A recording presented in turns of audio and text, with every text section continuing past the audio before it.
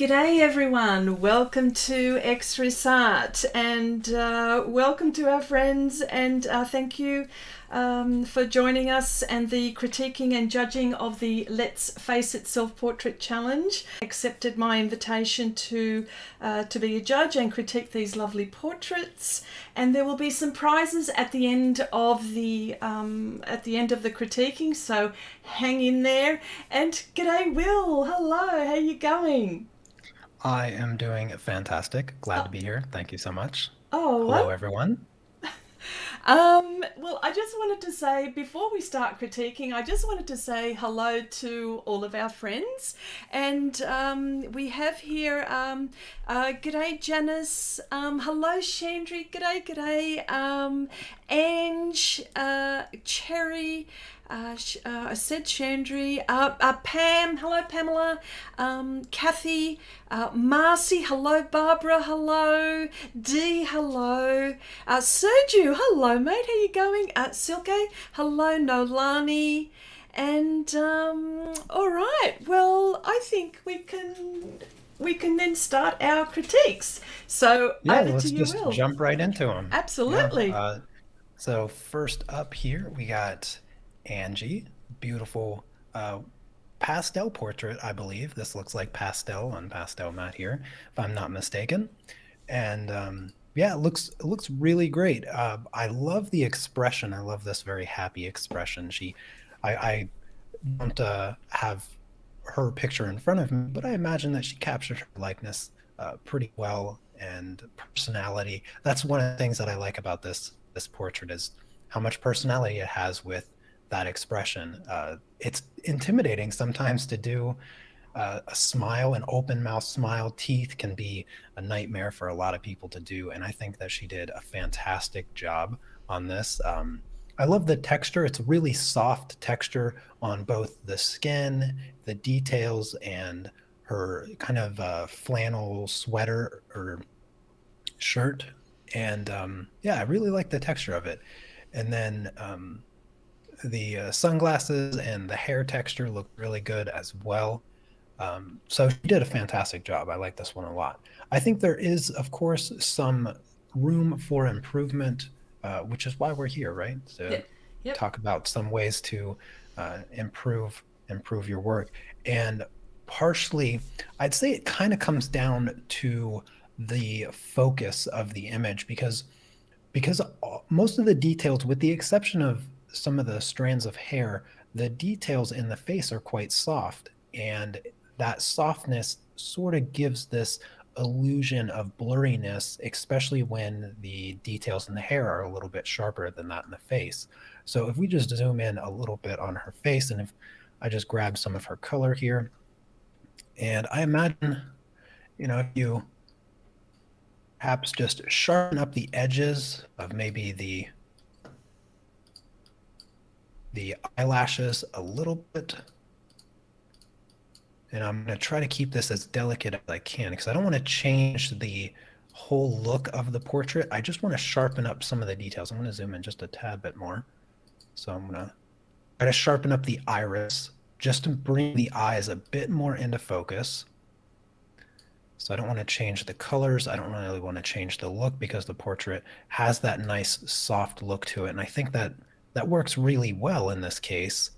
But just by sharpening up a little bit of the edges around the eyes, and I'm going to do the same thing with the nostrils and the nose. Nostrils can be really hard to do because you don't want to make them look like they're really dark, but by sharpening some of those features up. Same thing with the lips. You want to have fairly sharp lips in your portraits. I'm not really sure where the edge is here, but it's somewhere around there. So I'm just gonna, that's the wrong color. Let me grab a softer color there. So I'm just gonna sharpen up some of the important facial features to give the face some more focus. And then also the teeth, I'm gonna sort of sharpen up the edges of the teeth just a little bit. And you'll see when I turn this layer on and off, you'll see how that sharpness really helps bring some more focus to the face So let me just zoom back out here. And so here's the before, and you can see everything looks good, but just by sharpening a few of the details in the face, you notice how it pulls your eye into the face more, and that's where you're focused. The other thing that you could consider doing is going just a little bit darker in the pupils. So just adding a little bit more value into the pupils there, and that's going to bring even more focus to the face. Yeah, there's a bit more So again, sparkle. There's sparkle. yeah, And that's the thing, still, isn't it? yeah, because the separation of values, you have those.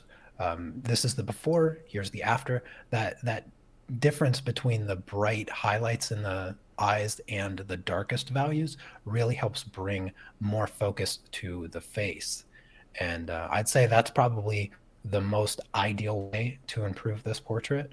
The other thing that you could also consider, one last thing that I would say, is darkening the values in the skin. Now, I know this is scary for most people.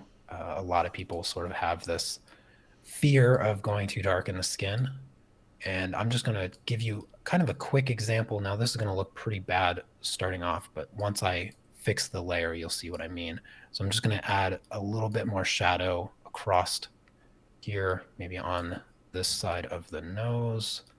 Give me 1 second. Right now it looks pretty bad, but let me just go to a multiply, and then I'll just tone down this layer a little bit. And you can see it adds a lot of three-dimensional quality to the image, and it's just by going a bit darker and creating sort of this sensation of light. And you can do the opposite, of course. On this side, you can bring in some highlights, maybe a touch of a highlight right on the tip of the nose, make that nose stand out a little bit on the lip there. And then again, I'll just tone down this layer. So those highlights. So here's without the highlights, here's with just a hint of a highlight. Here's without the shadows, and you can see just how much more three-dimensional that portrait looks. So those are a few things that I think we may consider in the future. Yeah, we do get scared to go a little bit dark. I mean, I must admit I'm in the same boat, and I just try to get over that fear and just go for it. And that's wow. Yeah.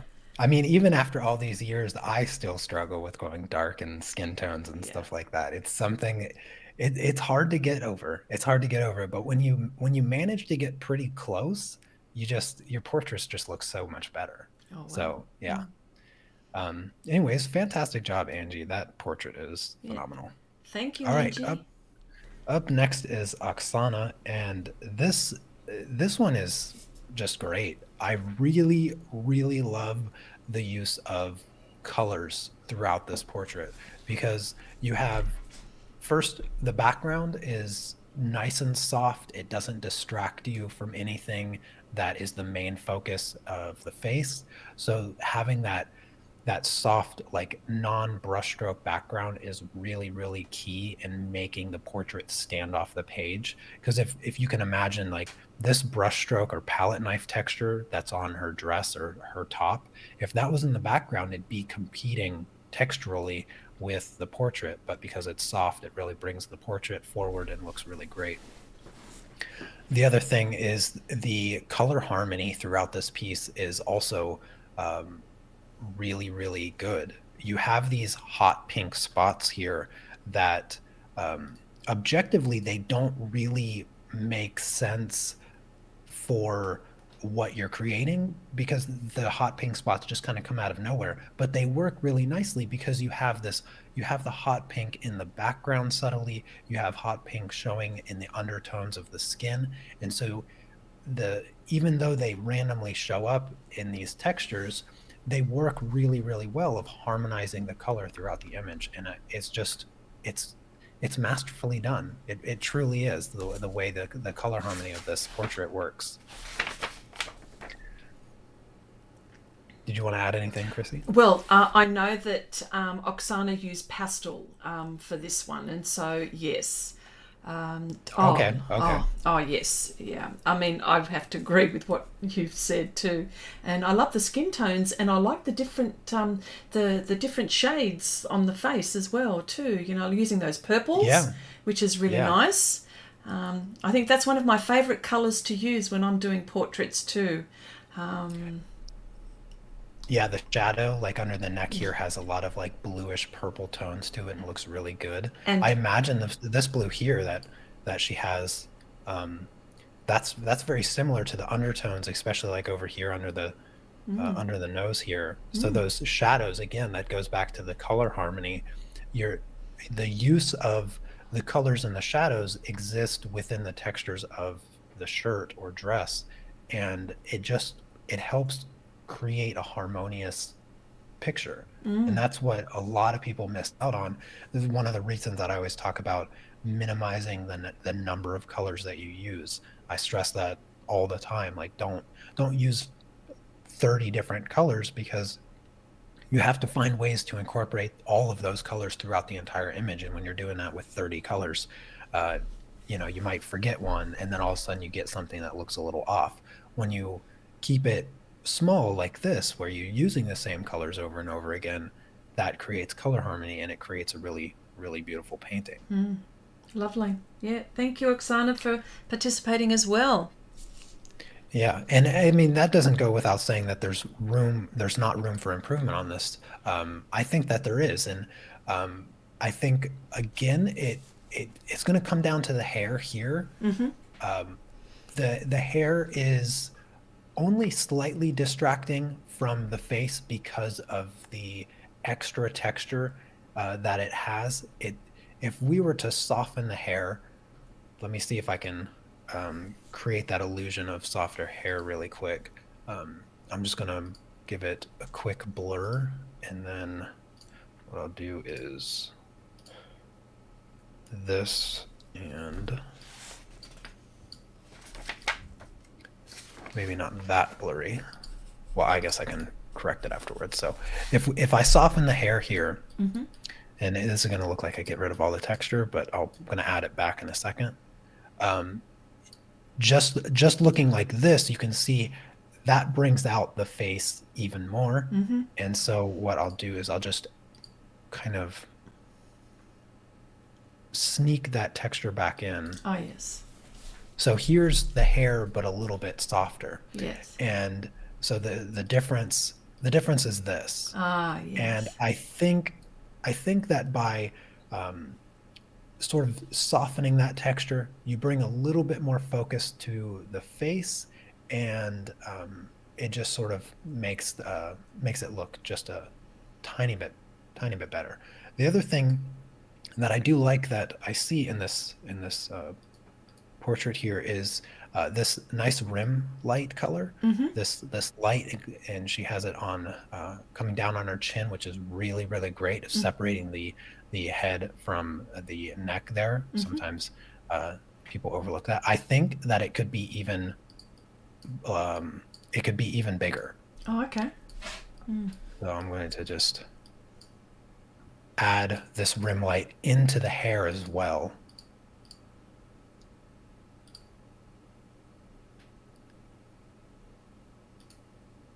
And let's just tone that down a little bit. Oh, look at that. Yeah, and so It's almost, that enhances the glow of the whole effect. So here's without it, and here's with it. It just creates that glow, and you can of course bring that down onto her shoulder here a little bit, and that helps reinforce that lighting. Because one of the things that sort of is confusing about is the lighting in this particular portrait, because you have this glow here and you have this glow here, but you also have this rim light on the right side. So it sort of comes off as a two light sources. Like I can't tell. I think this on the left side is going to be the main light source. So I would have liked to see some of these colors over here brighter. So I'm just going to grab white. That is not working. There we go. I'm going to grab white here, and let's just add this soft. And then I'm going to grab just a random dark color and the opposite to help reinforce lighting. oh, yeah. Oh, look, that looks very dramatic, actually. Yeah, a little bit more Mm. dramatic, Mm. but it sort of enhances the light effect that you're sort of looking to accomplish with this portrait. And so here's the before, and then here's the after. And everything that I did was very, very tiny, very, very Mm. subtle. But there are things that you can incorporate into future projects that I think will just enhance the quality of your portraits. Yeah, I mean, I also do have, I've got to admit, hands up here, I have problems with lighting as well. Like, I've always got to figure out where my light source is coming from. And, I don't always get it right, too. So it's something that I think Yeah, we've all got to be conscious of. So definitely, yeah. yeah, yeah. Alrighty. Well, regardless, Oksana, that is a beautiful Oh, it's portrait. Thank you. gorgeous. Yeah, lovely. All right. Up next is Abigail, and G'day, is this Abigail. another Hello, is this a Abigail. color pencil one, or is this Um, a pastel? Abigail, can you tell us what this is? She's in the chat. G'day, Abigail. And there's a few people that I just wanted to say. Can I just say a quick hello to a few people that have come in the chat? Will, do you mind? Um, It's your stream. no, no, no. I just want to make sure that I haven't missed anyone in. Darek is in. Hello, Darek. I think I said hello to Dee. Hello, Dee. Thurza. G'day, Thurza. Hello, my dear. How you going? Robin. Hello, Robin. Oh, Anne. Hello. Congratulations on your baby too. So nice to see you in. Abigail, of course. Let me see who else. And Coffee Cat. Hello, Joanna. Nice to see you here. That's lovely. And Andrea. Sorry. Hello. How you going? And okay, back to you, Will. I just wanted to say a quick hello. I can't help it. I can't Sure, help it. sure. So Abigail did confirm it's pan pastel and colored pencils. I thought that there was an element of colored pencil here, but the way that the softness of the skin tones felt pastel-like, so my intuition was a little bit correct. Um, and yeah, this is a a good portrait. It has the beginnings of really good like foundational understanding of composition and expression. I like the sort of sliding the glasses down and this Mm. smiling expression. It's it displays a good it displays good personality, which is important with portraits because um, too many times you'll see portraits where the it's more of like the what's so subtle insecurity with yourself where you just draw yourself, paint yourself in more of a stoic look, like expressionless. You're Mm. not revealing too much about your personality or the way that you see yourself. And I feel like if you can draw yourself with a big smile, a goofy face or something, it sort of Yeah. gives off the impression that you're comfortable with yourself. And Well, so, um, well, this is definitely here. That's for sure. yeah, yeah, this Definitely. is this is great expressive portrait, Yeah. and I think there's there's a few things that I want to discuss when it comes to composition, because uh, composition is something that it's always put on the back burner, and when people compose like landscapes or portraits or still lifes or anything like that, they they in the beginning they usually don't put a lot of emphasis on how things are arranged on the paper or on the canvas. And for this one here, it's less about the arrangement because it's sort of just like in the center, and more about where you stop drawing stuff. Mm. Because here, the neck sort of stops right at the clavicle bones, Mm-hmm. but the arm is lower than that. So you have sort of this line here. Let me just grab my brush really quick. So you have this line at the bottom, and this line isn't it's not a real clear identifiable shape. It doesn't Mm. have any symmetry to it. It sort of breaks the rules of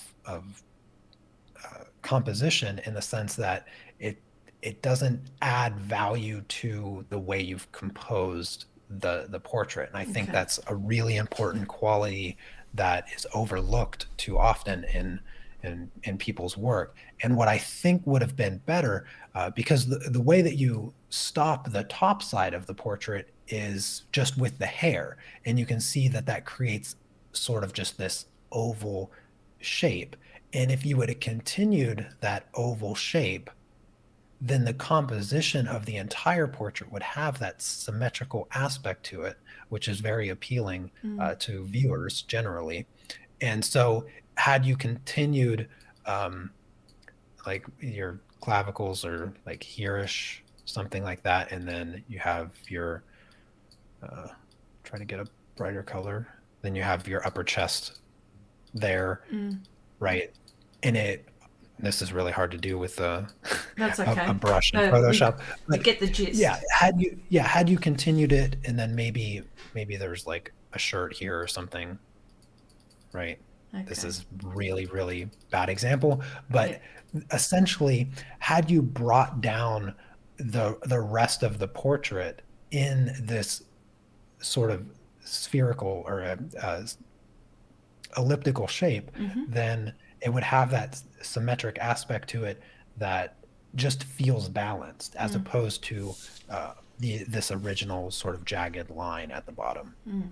And then also what you have done on top of that, so you have this symmetrical shape, you can break the symmetry really uniquely. And here's just a quick idea with the hand. So I'm going to attempt to Oh, those finish the hands. hand.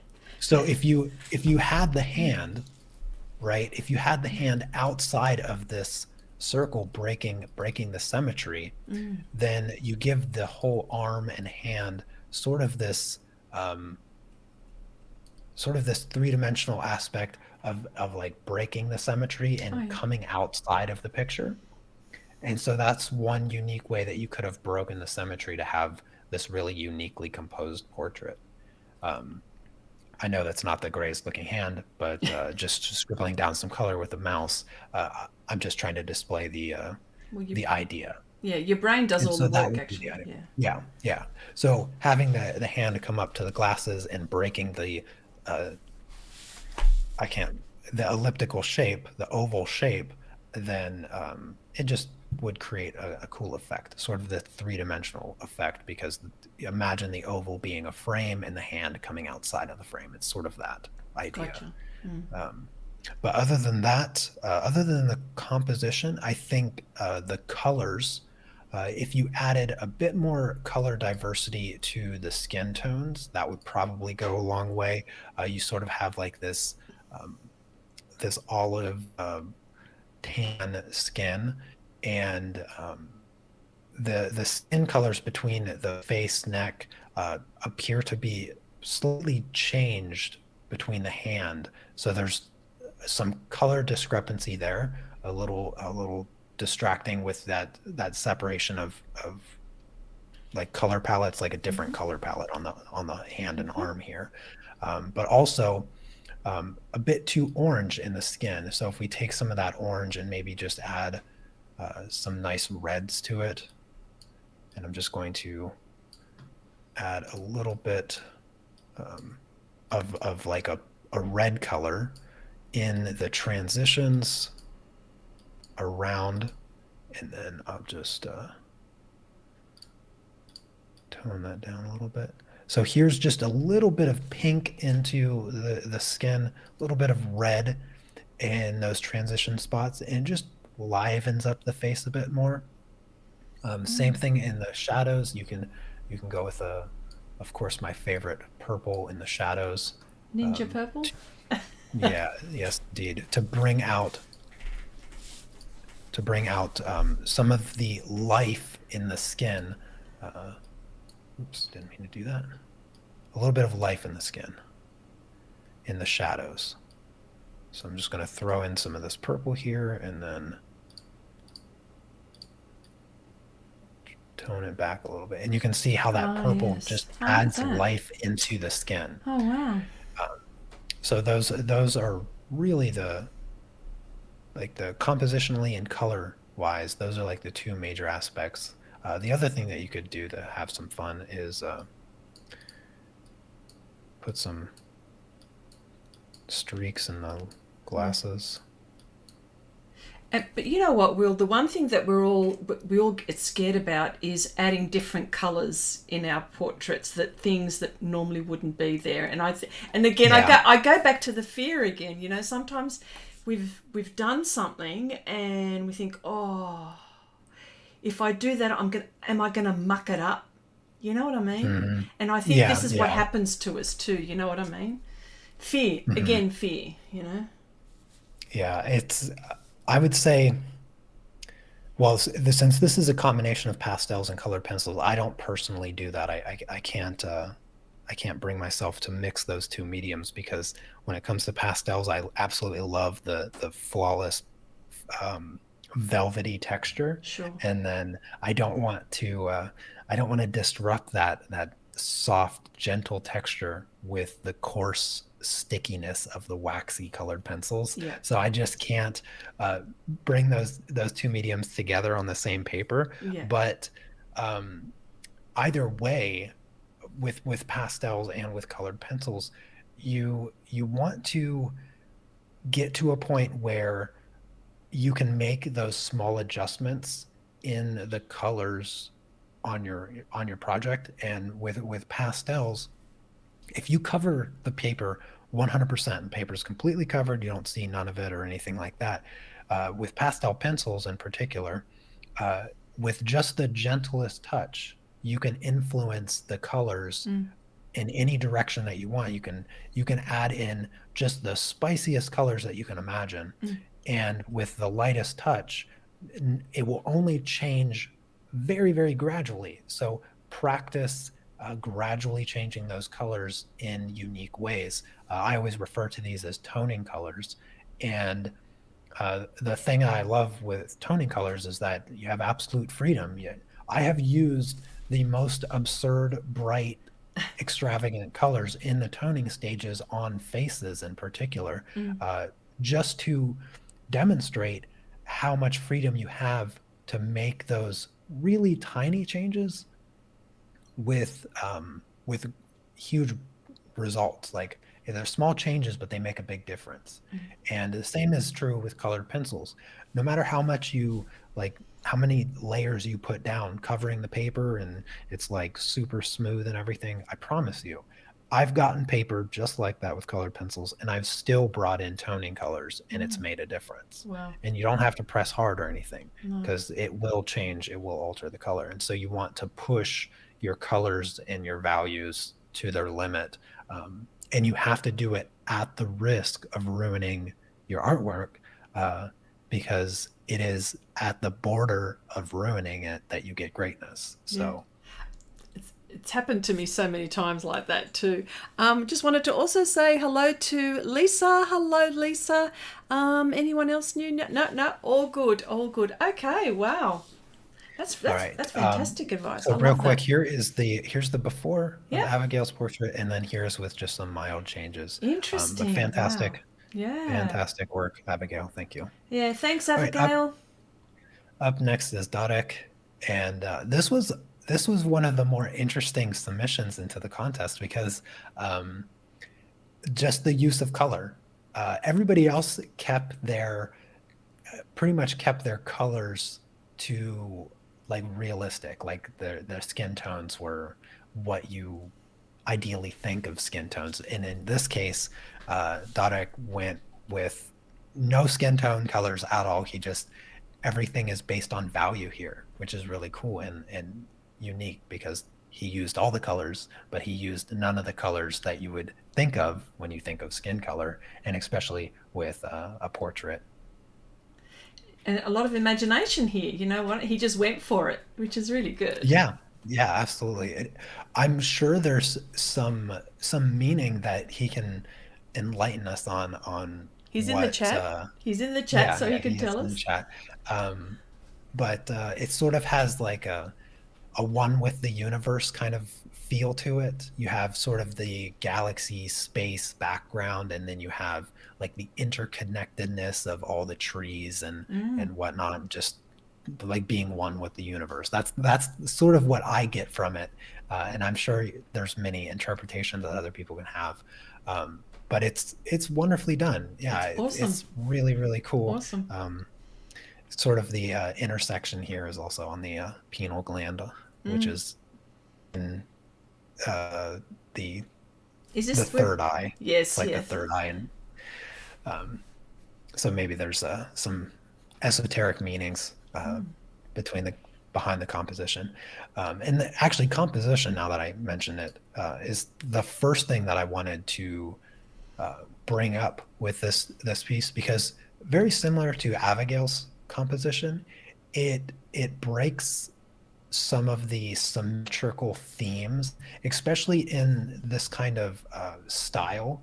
You have these geometric shapes. In particular, you have the cross sections of all the colors meeting at this point. And when you use geometry in art, symmetry is pretty much necessary. You have to keep symmetry when geometry is involved, precise geometry, because it unbalances things immediately. If you have like let's say you have a perfect square or something, and the whole image is based off of the geometry of this perfect square. If all of the sudden on like one side of the painting, the geometry is moved without purpose, it makes things feel unbalanced. And so in this case, again, funny enough, with the oval or the elliptical shape here, that is this oops, that is this painting. It sort of, you can see, I just kind of covered it, but you can see where it breaks that symmetry, and it doesn't in other places. And so I think if this was either, it doesn't have to be an oval, but a symmetrical shape, like you can kind of have the tops coming off, but just not breaking the symmetry. Because that's one thing that sort of stands out to me first off, is the way that this orange tree over here sticks out awkwardly more than the purple tree. So the symmetry, I think, is really important. And but other than that, like, Super cool, there's hey? not. Yeah, it's super cool. Yeah. The only other thing that I could possibly think about is, again, just sort of coming back to the idea of focusing on what's important in the image. It doesn't look like he used any pure black in the eyes or the facial features, and I think that you have to use pure black, but you can use a little bit of black just for the sake of getting a darker blue and getting a darker yellow. Now black and yellow don't mix very well, but you could use like a really dark brown to get a little bit more value out of your eyes and your facial features, just a bit, in order to bring more focus into the face. So Makes a big difference, doesn't it? Look at that. yeah, and even the eyebrows a little bit. I think you could darken the eyebrows just a bit, so they stand off the face, because eyebrows are really important for the expression. Oh, wow. And in this case, the expression has that sort of stoic look that I was talking about before. It's very, very expressionless. And so two things that you can do: you can utilize the eyebrows a bit more to create any kind of expression that you wanted. Just to give you an example, I'm going to... Okay, Darek says it's the connection to the universe, and also the 7 colors relate to the chakras. So yes, it's very spiritual. Okay. Yeah. Yeah. It felt like it was. Yeah. I'm just going to add in some arbitrary eyebrows here, and I'm just going to show how small changes to the eyebrows can make the the expression totally different. So if I raise the outside and bring in the front ones, bring the front edge down, Mm-hmm. you get more of a slightly angrier face. Mm. And then, of course, doing it the other way, Oh yeah. um, bringing down, bringing up the center, Yep. bringing down the outside, you could have more of a surprised or It's a different expression, isn't it? yeah, it's a different expression. So utilizing the values in the eyebrows a little bit different here, you can give yourself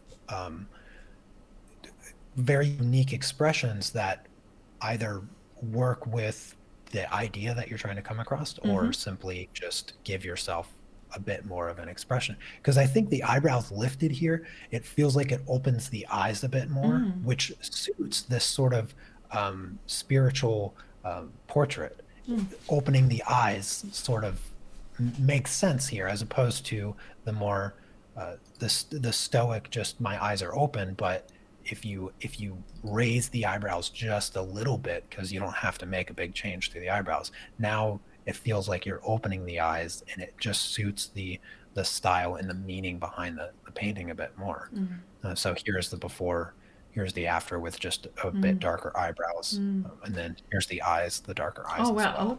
look at the eyes. And you know what? I like this because Darek is expressing himself, and this is how he's expressing himself with the colours. And oh yeah, I think it's just wonderful. I love it. Oh Yeah. yeah, for sure. Yeah. Yeah, it's great. Cool. Okie dokie. So thank you, Yeah. Darek. It's very good. Up next is Cherry. And this was a portrait that I Oh, kind of this is giggled so at sweet, a isn't little it? bit. It's great because I love, it's obvious what's the things on her mind. Baking, reading, knitting, Uh, colored pencils, pastels, drawing, and then of course wine, of which course. it's just great. I mean, this is a really good example of a self-portrait that shares with the viewer things about the person. Yes.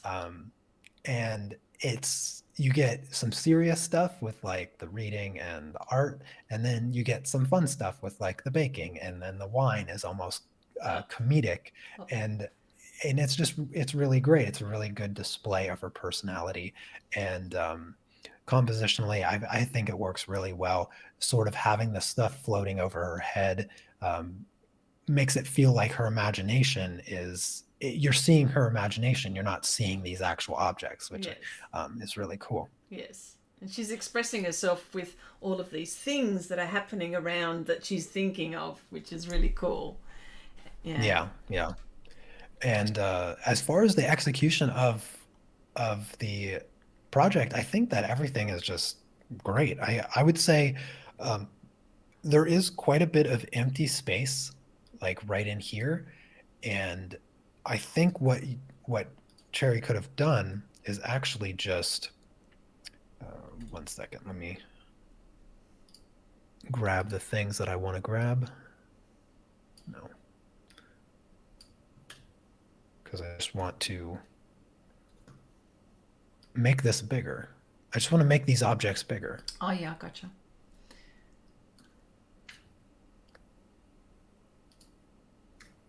I think that had they been bigger in the space, they'd just fill it up better. Yeah, I understand. Yeah.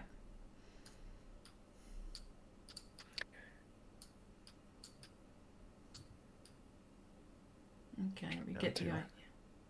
Yeah.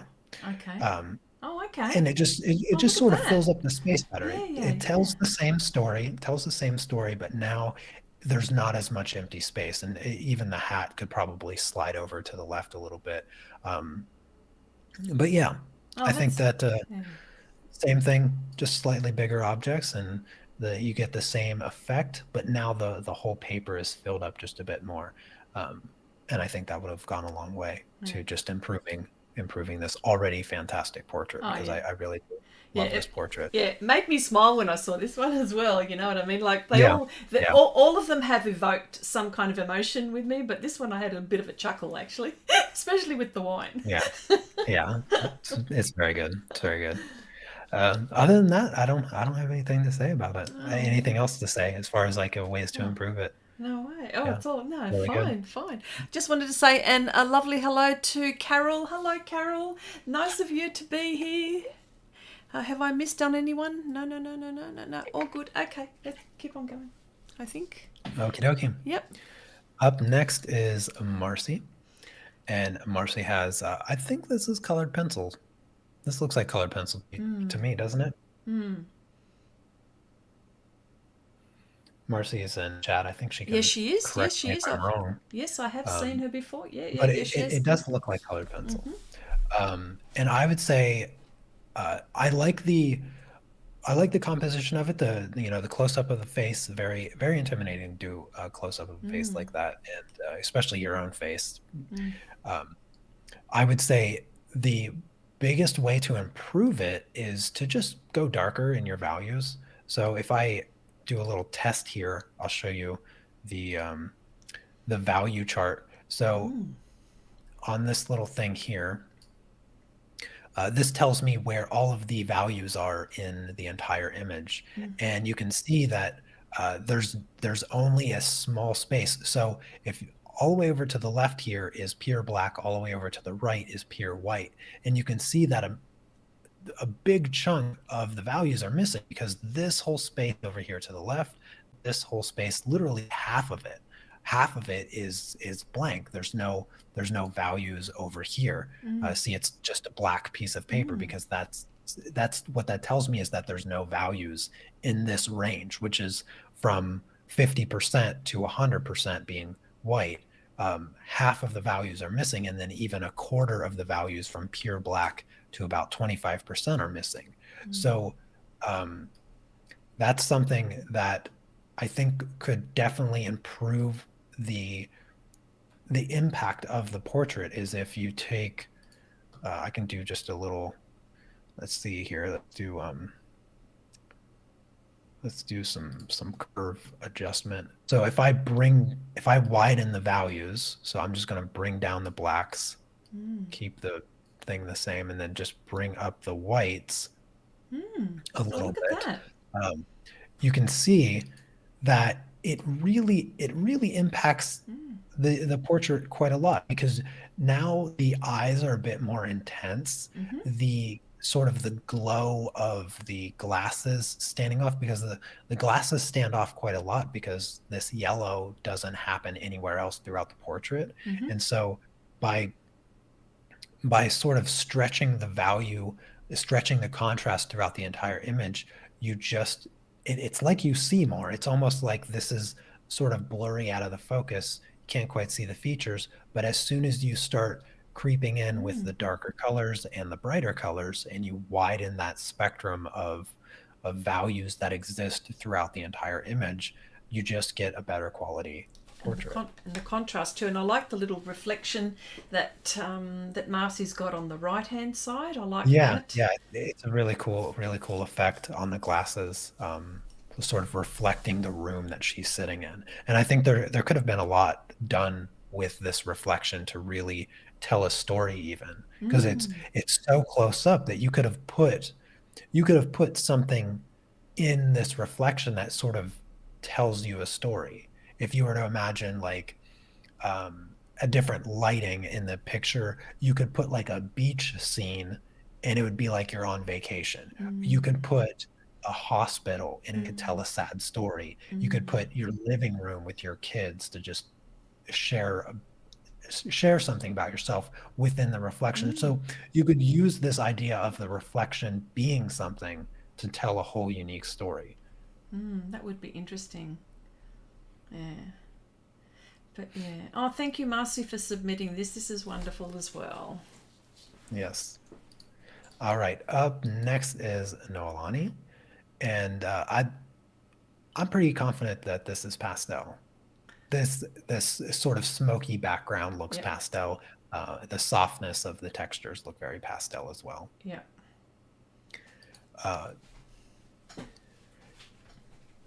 it has a very eerie feel to it. It was like the smoke and sort of just coming out of the fog, or almost could argue that's like flying in the sky, like the clouds or whatnot. It feels like a darker, somber, more somber portrait, and I think um, where the improvements are going to be most significant is making sure that your initial drawing is accurate. I don't have a picture of Noelani. I don't know if I've seen a picture of Noelani. I may have. Actually, no, I have.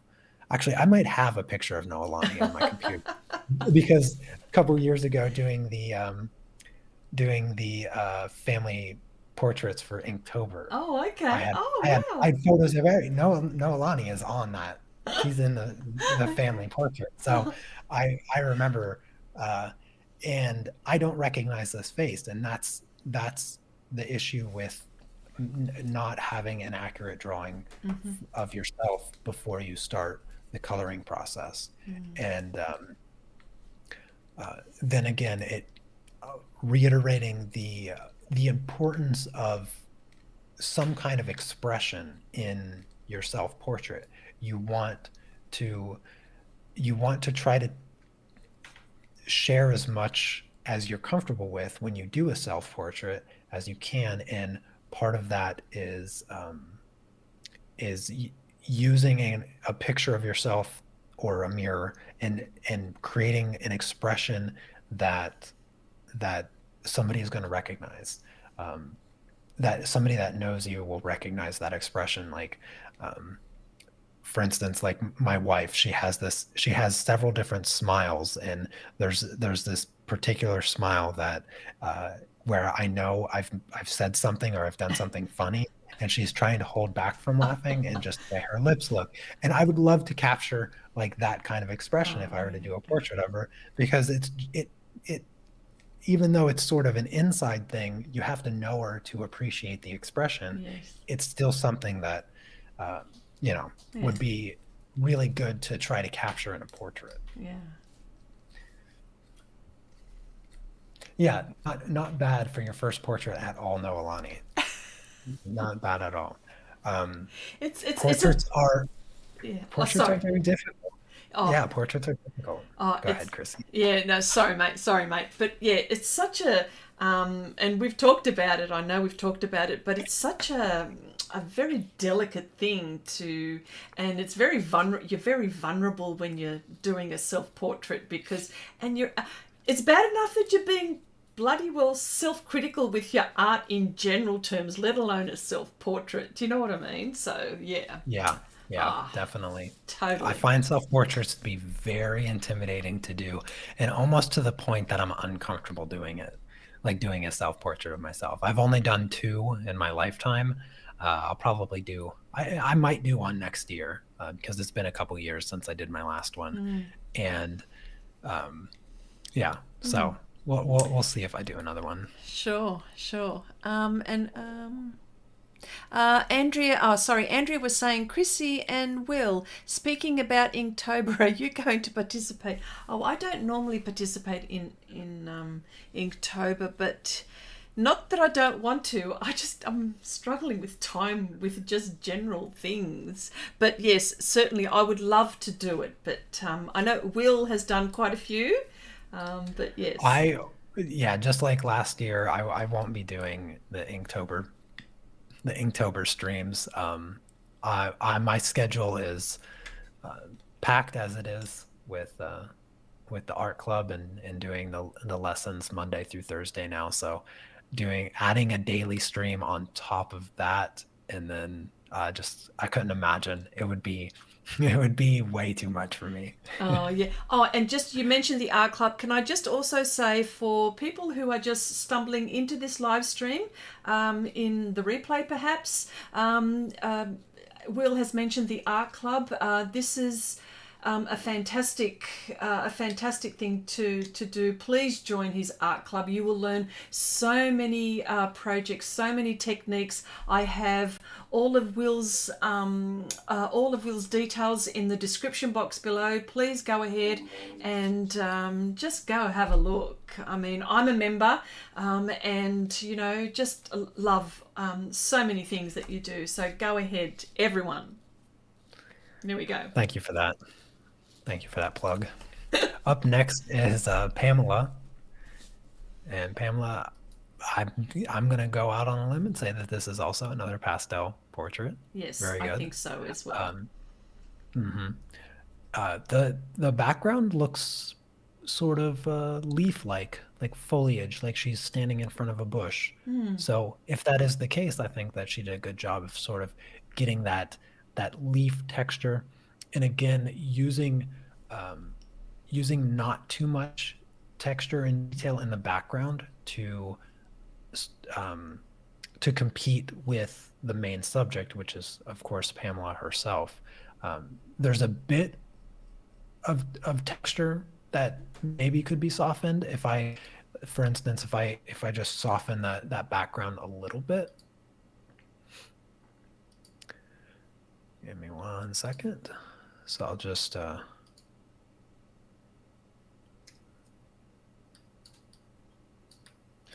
bring her back in focus here. And the softer you make the background, the more focus is always going to be brought up front. And you can see that just by eliminating that, she's already standing out more. And it's a personal preference. You don't have to. I don't think that she needs to have this background blurry at all. I think it works okay like this, partially due to the value and the color contrast, because you have texture, you have color, and you have value that you can all use to differentiate objects between each other. And in this case, she has this green, and it's darker. And this might be the only portrait that I recall seeing where you make yourself the brighter subject on a darker background. Because you have positive and negative space. So not to get too technical with everything, but if I take two rectangles, take two rectangles here,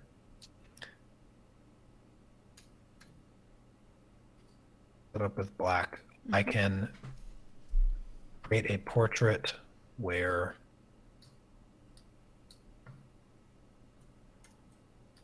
the person is the bright object. So this is my attempt at head and shoulders here.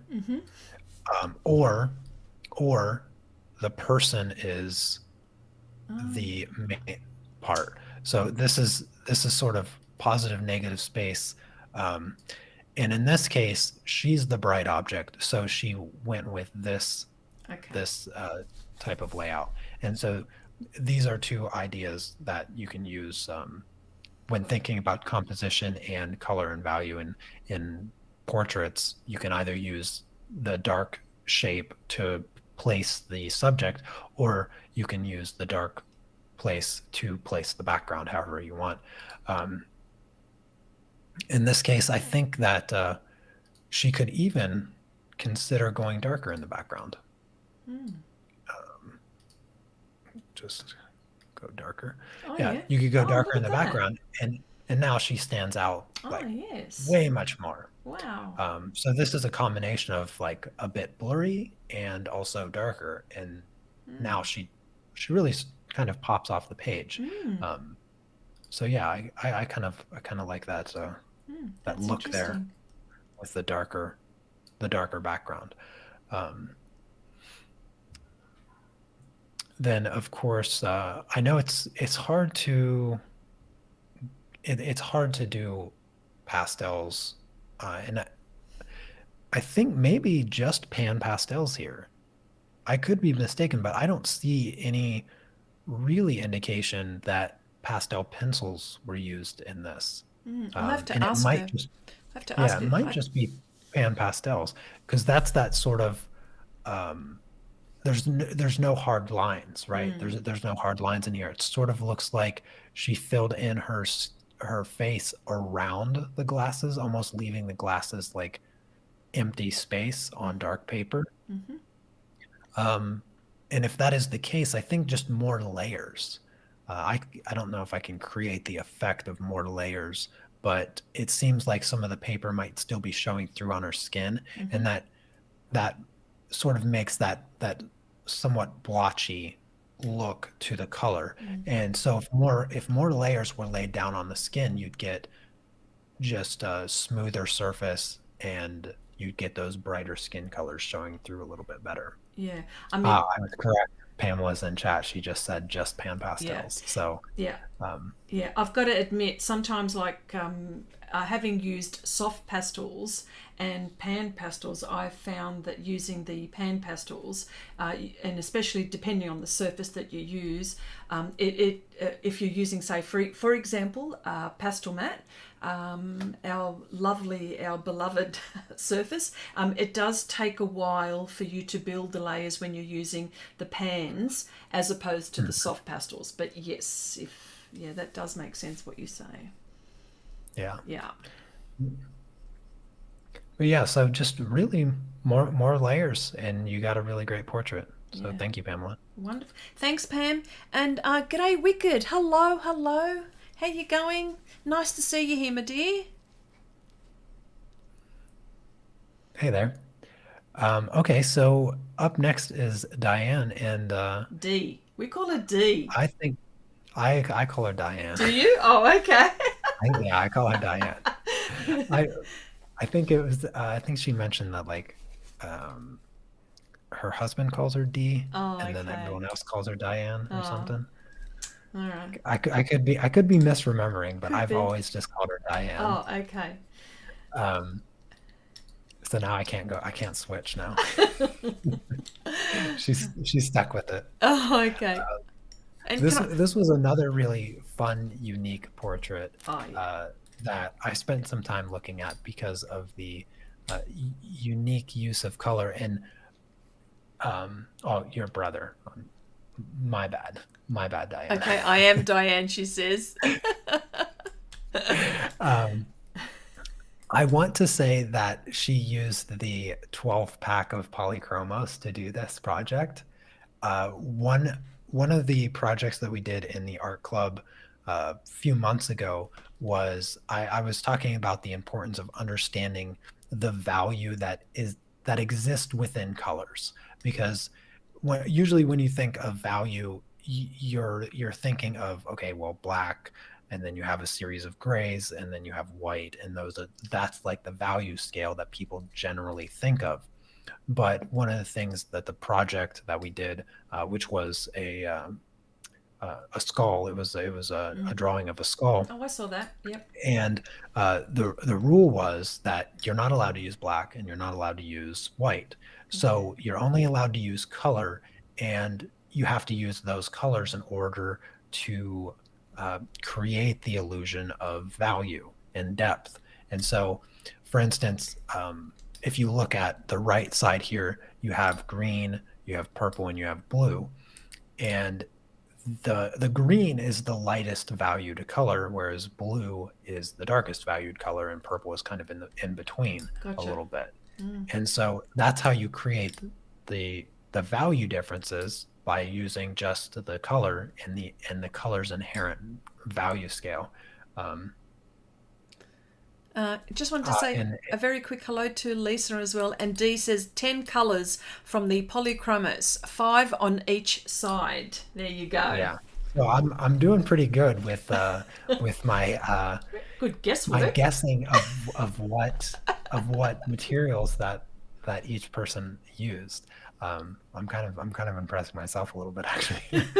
I got that this was specifically polychromos. Wow. Okay, and I also got that Pamela only used pan pastels. Wow. So Wow. That's, you I'm know I'm, what? That's I'm pretty doing pretty good. good.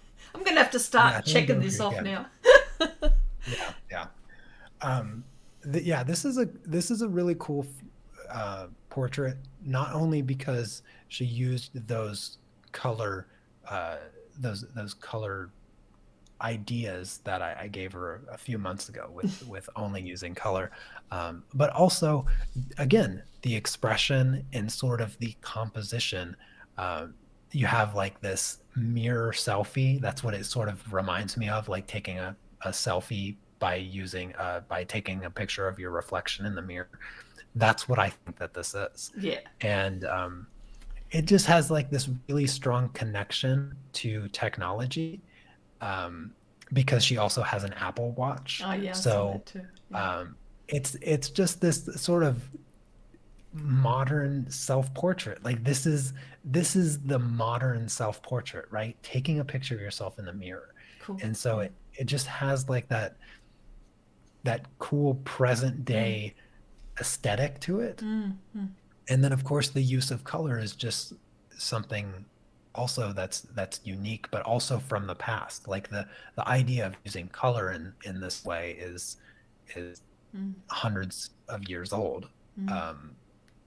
And I like the way Dee has used like on the forehead, especially up where the hairline is. I like that, how those lovely blues and greens like on the top, then they start to mesh through onto the warmer side on the left hand side. Yeah. Yeah, yeah, yeah. It's really cool.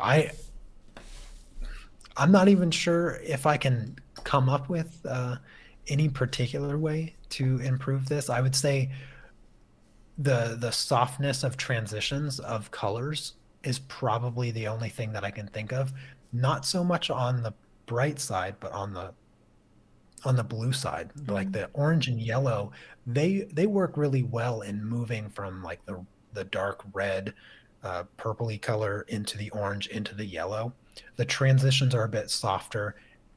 For instance, this hand I feel looks more like a hand than this hand, simply because the colors are sort of blending well into one another a bit easier than they are on this hand. And I think that's partially due to just the colors used here, because they're harder to sort of mix together. Like, how do you mix this sort of fuchsia color into the green without just getting like brown mud?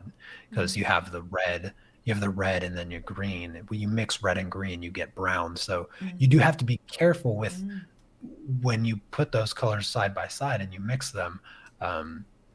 But yeah, I sort of favor the bright side a little bit more, just because it feels softer. It feels like the colors blended well, blended better together than the colors on the blue-green side. And I think maybe it's the use of this fuchsia color. I might even be able to play around with that particular color. So let me grab that fuchsia color really quick. Just wanted to also, while you're doing that, just wanted to say hello to Lisa, and to Susan. Hello, nice to see you here. And Oksana mentions, okay, this was definitely a great challenge because we also got to see a person behind their art through their eyes. This is wonderful. Dee says, Will, do you catch what is on the watch? This is her question. I was looking at that. I can't tell. I have to zoom in. Is it a baby? Is it a baby? No, it's not. What is it? I thought it was a potato.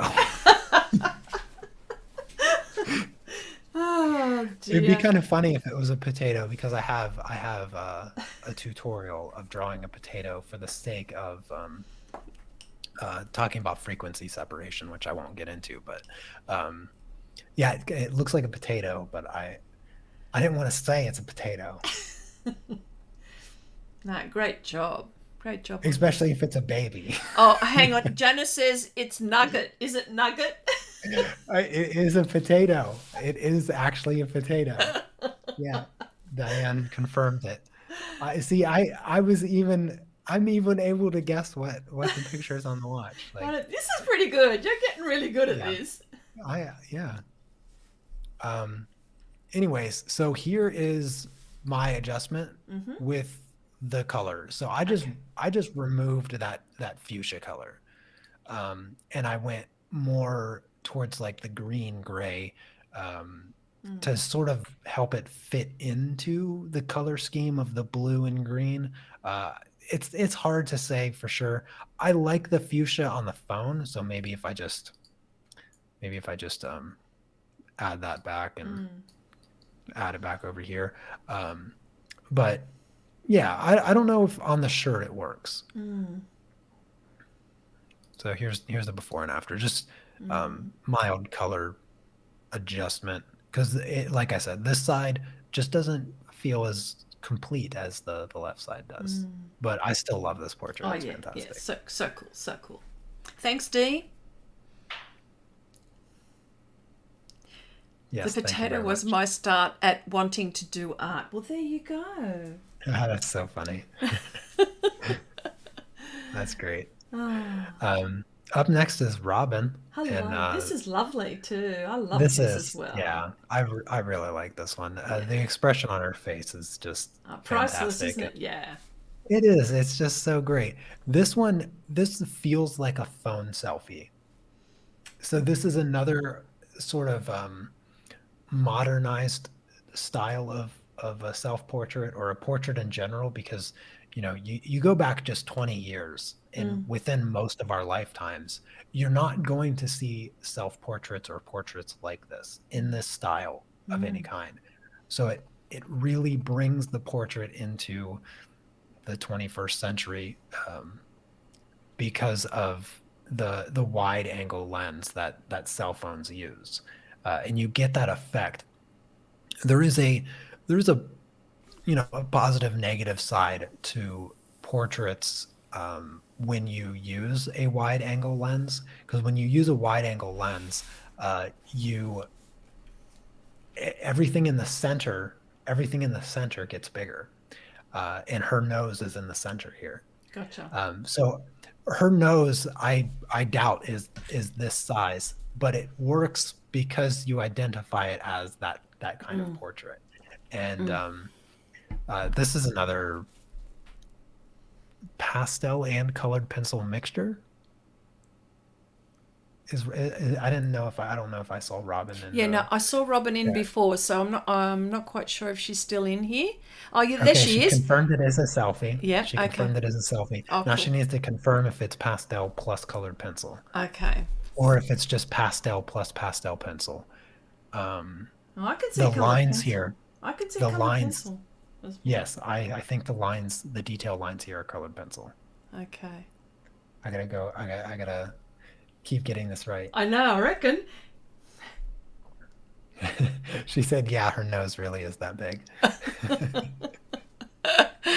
Uh, It's a great, it's great. It's a great portrait.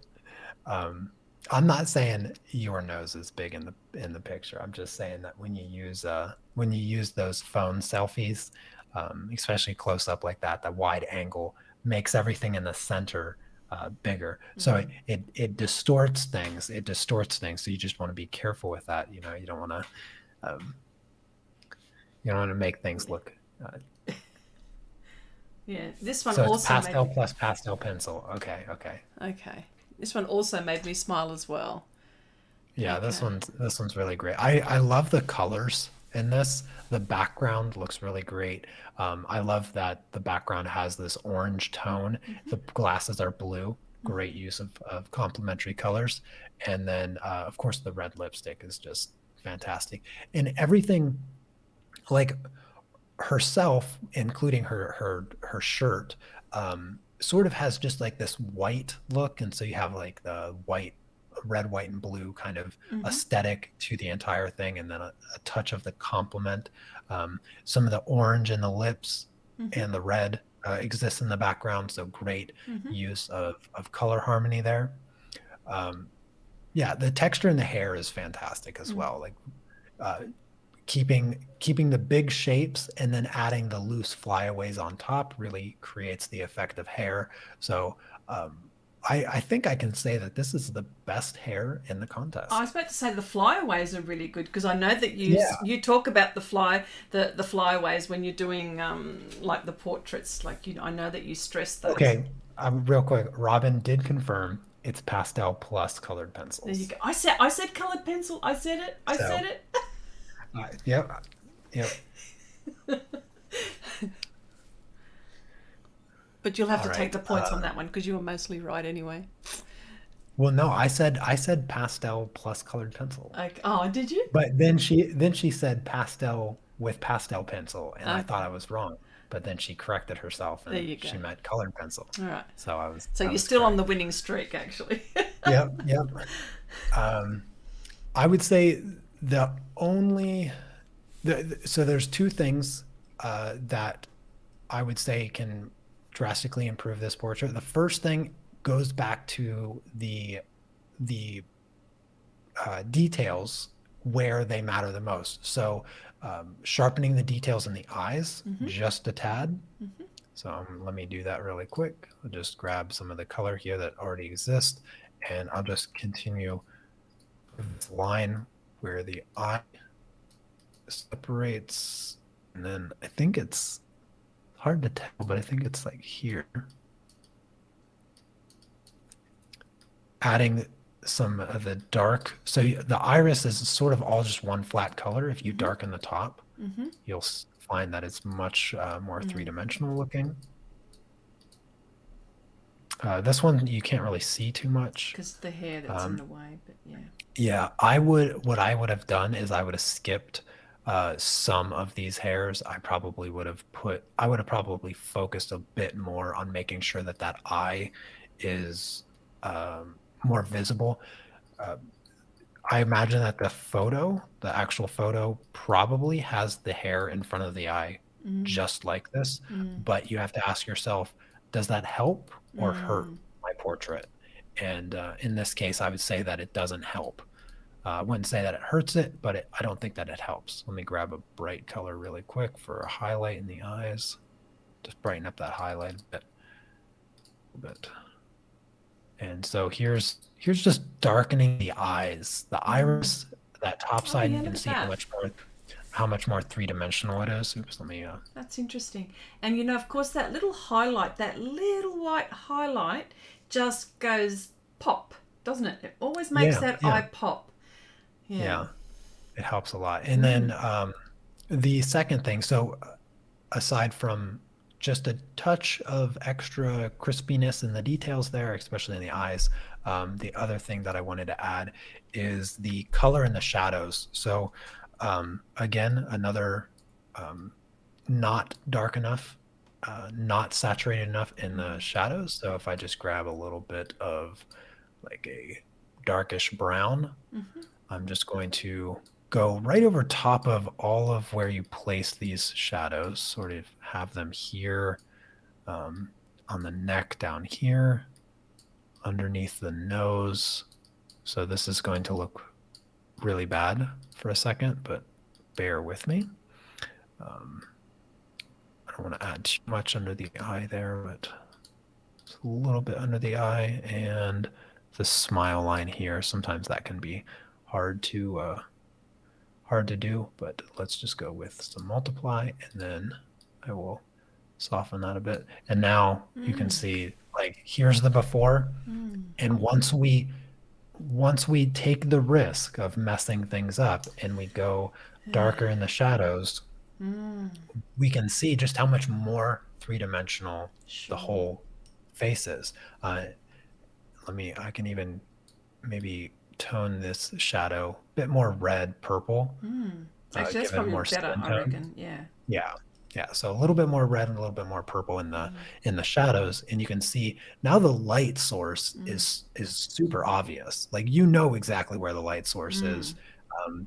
And you see the expression pops even more. You can see the smile is Mm. brighter, partially due to the teeth appearing brighter simply because the colors surrounding them are darker. Mm. Oh, But yeah, no, not coloured it's pencil. still yeah, it's Okay. still a beautiful portrait. Yeah. Oh, lovely. Yeah, yeah. Yeah, Made me yeah. smile as well. Yeah. Good on you, All right. Robin. Up next is Thurza. Thurza. Thurza. Oh, yeah. Yes. I wasn't sure how to pronounce that. Yes, Thurza. Yeah. And this is an interesting composition. I used to do portraits. I used to draw portraits similar to this, so that I didn't have to draw the other The side of the side. face. I would I'm yeah, gonna. I would like freehand portraits, and I'd be like, ah, I drew that one eye so good, and now I have to try to draw the other one, and I'm like, you know what? I'll just draw one half. I'll just draw half of the face. Um, but it still came out good. I think that maybe using a straighter edge Mm-hmm. for where you cut the. Oops, I didn't mean to do that on the. Um, I actually drew that on the picture itself. But if you use a straighter edge Mm-hmm. here, it's just going to immediately look better Oh, yeah. because now that effect of just drawing one half makes it's more clear as Yes. opposed to again this sort of jagged line. Like, what is this jagged line supposed to? Gotcha. What does it add? It doesn't. It's not adding anything because it's not giving you information that is significant. There is that sort of picture, that weird picture portrait that came out, I don't know, 5 or 6 years ago, where you take a picture of the front of your face and you take a picture Oh, yeah. of the profile, and then you put them together, and it looks like you're looking straight and sideways simultaneously. You know what I mean? If this jagged line was the silhouette of your profile, that jagged line would make sense. But here, it's just a jagged line. It's not doing anything, right? Um, the the contrast, the values in the eye are really great. It pulls all of your attention right there to where you want to be viewing. So I thought that was really good. The hair looks great. Also, the hair looks really great. It's lots of texture, good value differences in the hair as well. So yeah, I would say the biggest thing is just this Straight where line. yeah, if you just straighten that line a little bit, Yeah. it just immediately looks better. Look at that. Yeah. Yeah. Way to go, Thurs. Yep. Fantastic. Alrighty, we're coming down to the end. I only got two more left. Up Okay. next is Barbara, and unfortunately, the photo that Barbara sent in was so small that when we look at it at the same scale as everyone else's, it's really, really hard to see any of the details. Um, but from what I see, from what I'm able to make out, given that it's a little pixelated since I did stretch it quite a bit. I mean, if you're wondering how small the picture was, it was this small. Yeah. So it, yeah, it was a little hard to sort of judge accurately. But it still looks good. And I imagine it looks quite good in person because I can't imagine that it's that small in person. Yeah. But I would have loved to see this portrait with a better photo resolution, because I can't quite make out enough to say anything particular Sure. about where there's a mistake or something like that. Sure. But I think that the contrast shouldn't change too drastically, stretching it out. So as in terms of values, it looks good in values. You need dark eyes that stand out, even at the small size that the photo originally was. You know, you sort of focus in on the eyes, and it looks good. I can't quite tell the texture of hair because The it's resolution. yeah, because of the resolution. But I think that some of the lines that I am able to make out, I imagine it looks quite good. But I think at the risk of perhaps being slightly wrong about the colors or values or whatnot, I think that again, just adding a shadow, adding a shadow would enhance the three-dimensional look of the portrait, because without any shadow, it sort of looks two-dimensional. But again, yeah, it's tough to judge this one, but I do appreciate the submission, and I'm sure it looks better in person. It's yes. just Sure. hard to see. Thank you so much, Barbara, for damn, I wish I had known it came over. Oh, okay. So sorry, my dear. But no, that's okay. Yeah. Thank you so much for participating. It's all cool. It's so cool. Yes, yeah. All right. Last but not least is Linda's very lovely portrait, and very ambitious. I think this is the most ambitious of all the portraits. I'm not sure what size she drew this, but I imagine it's fairly decent size. Probably like, if I had to guess, I'd say it's 11 by 14 inches. So 11 by 14 inches, somewhere around 23 by 30 centimeters, or something around that size. And funny enough, the picture that she's working on, is an art club project that I just happened. Show us. Well, there So you go. she's actually drawing this A right picture, here. a picture within a picture. That is so cool. That is so Yeah. cool. And this project was hard enough, let alone drawing it again in a self-portrait. Like, That's so cool, isn't it? Oh wow. yeah, it's fantastic. She's got her computer mouse there. She's got Yeah. a fan in the background. Look, I I bet when she took this picture, I bet that when she took this picture, the background was not this blurry. Like the fan, and this looks like it might be a computer printer. This could be. kind of looks like a printer with a table and then the door. I bet that she deliberately made the background blurrier than what the photograph was. And I have to commend her for that, because Oh, it makes her stand out so much better. absolutely. And notice the One little second. hair clip as well, like in her hair as well. And what I also like, what I'm also noticing as well, well, of course, the painting that she's painting, but I like the fan as well. You know what I mean? Yeah, yeah. Uh, this is a great one, because also the story that it tells. Yeah. This isn't just a self-portrait. She's not even looking at the camera.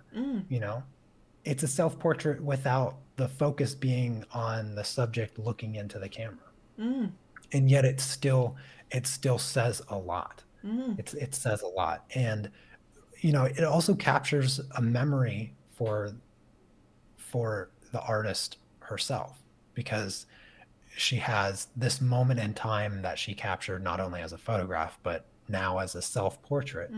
And when personally, when I do a self-portrait, I try to capture not the moment, but myself in that time period. Like, when I think about the person that I am in that moment, that's what I try to capture, not not like what a camera does, where it just captures that moment in time. Sure, sure. And I like the hair too, like the little highlights in the back Yeah, part the of the hair. highlights great. Yeah. Yeah, the highlights are great. Look at Um, that. yeah, it's really, really well done. I think this is colored pencil for sure. Has to be. I can see I can see the colored pencil texture. Yeah. Uh, and I would say, I mean, you could make the argument that more layers to get that smoother, polished colored pencil look, but having it look like a colored pencil drawing is not it's not a negative thing. Sometimes I do that. Sometimes I leave the colored pencil grain in the project because I want it to look like a drawing. I don't need to polish it to the point that it just looks like a photograph, because sometimes you don't want that. Sometimes you want that looser, grainier look, because it just feels more like a drawing as opposed to a photo. And I like that quality in this. She did everything with the uh, with the pencils that that make it look still like a drawing. And she captured some good values. The skin tones are good.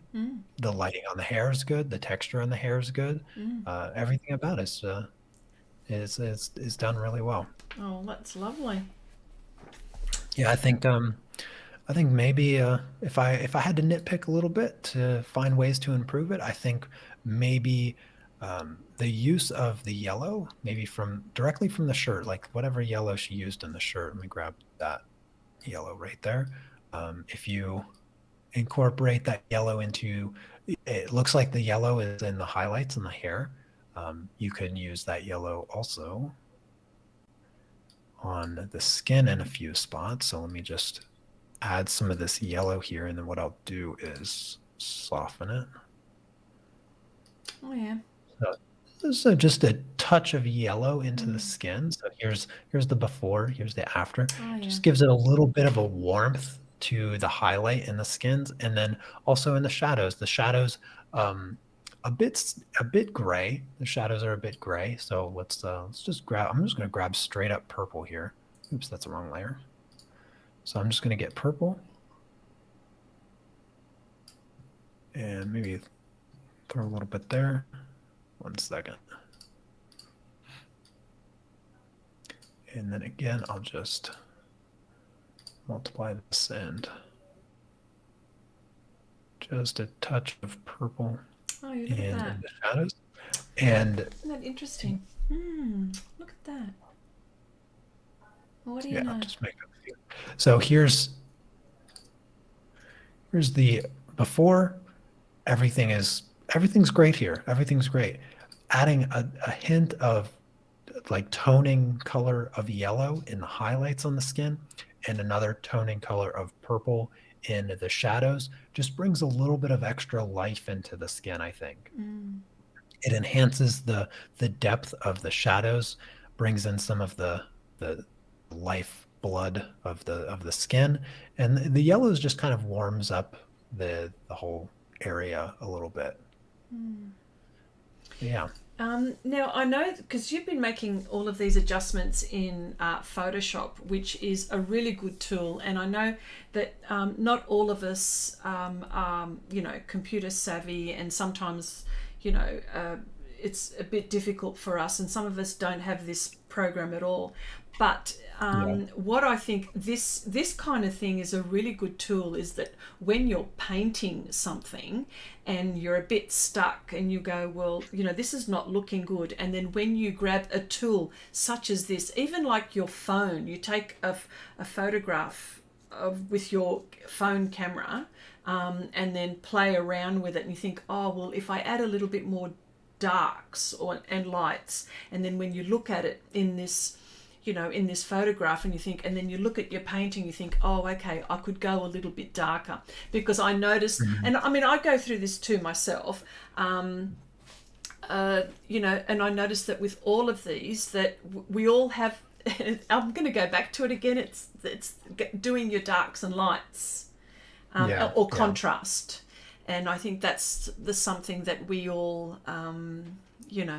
struggle with sometimes. But I think this is all fantastic.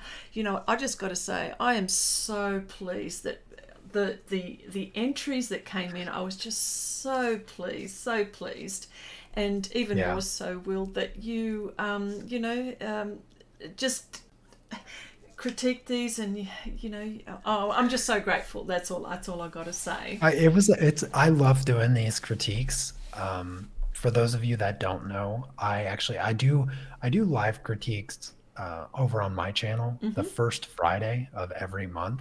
So if you ever want to get some of your work critiqued, by all means, you're more than welcome to submit your work on Facebook, and I will do the critiques very much like I just did the critiques here today. Wonderful. But that's it for the entries. That's all of them. And so, Chrissy, I believe you are prepared to announce the winners. Yes, thank you so much. And you know what? Thank goodness, everyone, I had nothing to do with this. I had nothing. There was no way in the world that I had anything to do with this. I said, here, I will go.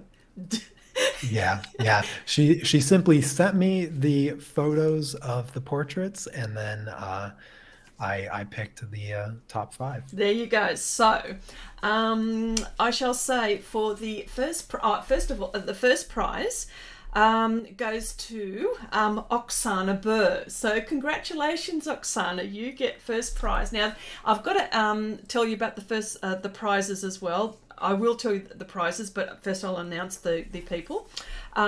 Second is D or Diane Schwer.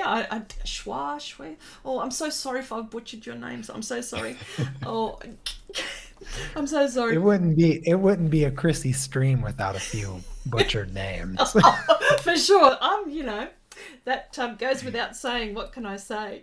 And third comes in Cherry Jordan. Hello, Cherry. You came third, my dear. And fourth was Linda, and fifth Darek.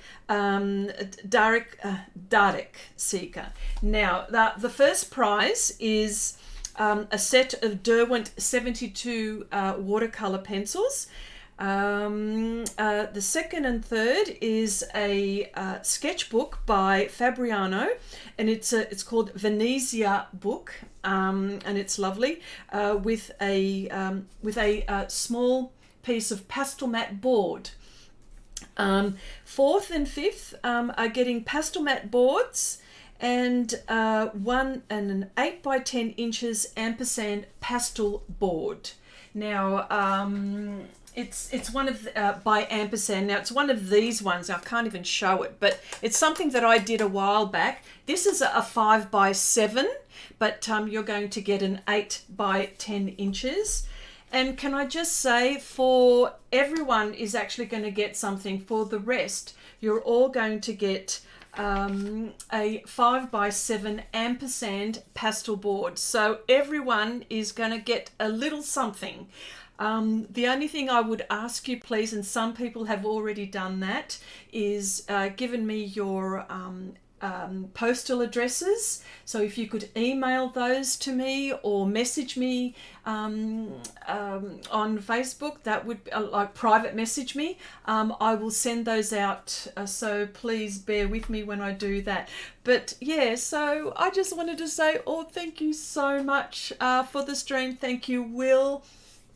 And this was lovely. It's a lovely exercise. So, gosh, more challenges. What can I say? Yeah, it was a great competition. Yeah. Everybody did fantastic. There you go. Oh, Oksana. So, that's okay, sweetheart. But everyone gets a little something. There you go. Will, thank you. There we go. Lovely. Yeah, I'm trying to get everybody's portrait up. There you go. Oh, here we go. Have we got them all up? 1, 2, 3, 4, 5. God, thank God I didn't choose. Thank God I wasn't choosing any of these. I would have struggled.